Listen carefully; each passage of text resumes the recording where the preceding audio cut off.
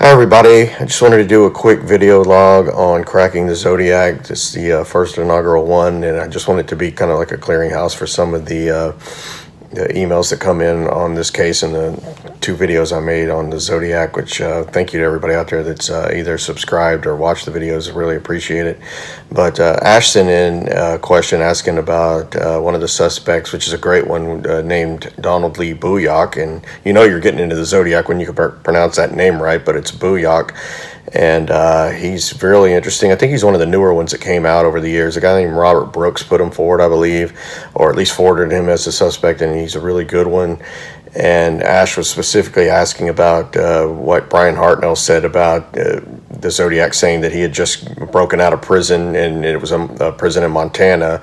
And I said that it was possible that Brian Hartnell originally said it could have been Colorado as well. I'd seen that in a few different places, but not the official transcript from the detective that interviewed Brian pretty extensively while he was at the hospital.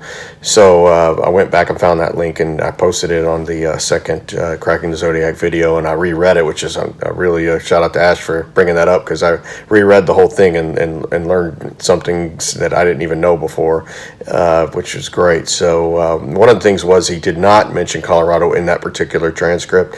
He did say the Zodiac said Montana, and Brian could not remember when he was being questioned about it what the original name of the prison was, and he said it was something like Feathers or Fern or Feathers, and then he said it was a double sounding name, something like Fern Lock, or some kind of double name. And I think the detective interviewing him said, could it have been Lodge? And then I think Deer Lodge came out, and Brian was like, yeah, that's it, we're together on that, or some kind of comment like, yeah, I think it could have been Deer Lodge. But he definitely did say Montana, didn't say Colorado in there, so definitely want to make that clear. But one of the good things was that being brought out, I read the whole thing again, and you always find new tidbits when you read this stuff, especially as cases as big as the Zodiac. It's always good to have input from the people out there that watch it, because maybe collectively we can figure some things out and bring forward new information that no one's thought of. So rereading that was good, because at the end, I think Brian Hartnell says something to the detective like, do you know if this is on the news yet, or if my name is on the news? And I think the detective wasn't quite sure, and the reason was that Brian Hartnell had a girlfriend in Portland, and obviously he was enjoying a day at the lake with Cecilia Shepard, so I guess the girlfriend wasn't going to be too pleased about that, so he wanted to try to head that off at the pass and at least call her and tell her what happened. Not only was he attacked, but he was there with another woman, of course. But I thought that was interesting. I'd never seen that before. So just my point is, there's always something new to learn about a case this big. So if anybody out there has anything to add like that, or any questions, I'll dig into it and definitely look at anything you bring forward. So it's always a moving thing, So going back to Donald Lee Booyak as a suspect, he does make a good one. He looks a lot like the Presidio sketch during the Paul Stein shooting.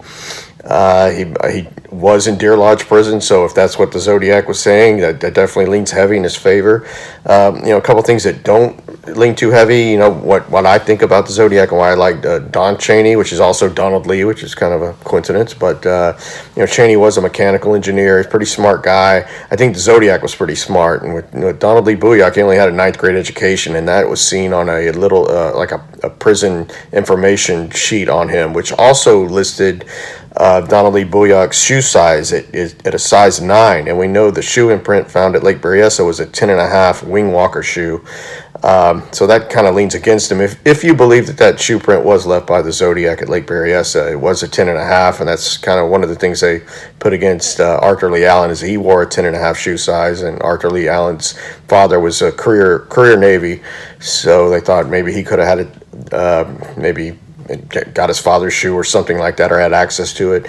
And that also brings me to something I read about the wing walker shoe. Somebody had made a comment to somewhere about the shoes really weren't readily available. You could not find them at any military surplus store back in the late 1960s. You couldn't. It was still fairly new, and you could only get it on select Air Force bases, or military bases for that matter, and there was only maybe 10,000 or so pairs made. I might be wrong on that. So if anybody knows more about that shoe, it would be very interesting to the whole case of the Zodiac, if you definitely believe that was left, and the police did, that shoe print at Lake Berryessa. So I'd love to know more about that shoe, especially if you could not buy it at a surplus place. That could help limit the field of suspects to a certain degree, or maybe open things up. So that's what I want the video log to be, just talking about the things that people bring forward, like Ash did about Lake Berryessa, and exactly what Brian Hartnell said, because that's important. There's a lot of things that get made up through the years, and people start taking them as fact, and they might not be. You have to always try to go back and check the source, who said that.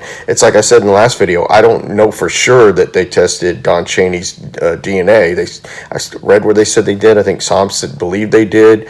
Detective Bauer wasn't even sure, and he was the guy that inherited the case and was the last person on the case. So he does, if he doesn't know, who's gonna know? So if somebody out there definitely knows for sure, hey, that's a fact, please send it on. I made a new email for any questions that come in, if you want to use that, which is going to be crackingzodiac@gmail.com, or you can just put it down in the questions on either videos. But that's all I have for now. Appreciate Ash sending that in, and if anybody else has anything, definitely put it out there. Like I said, it's a big case.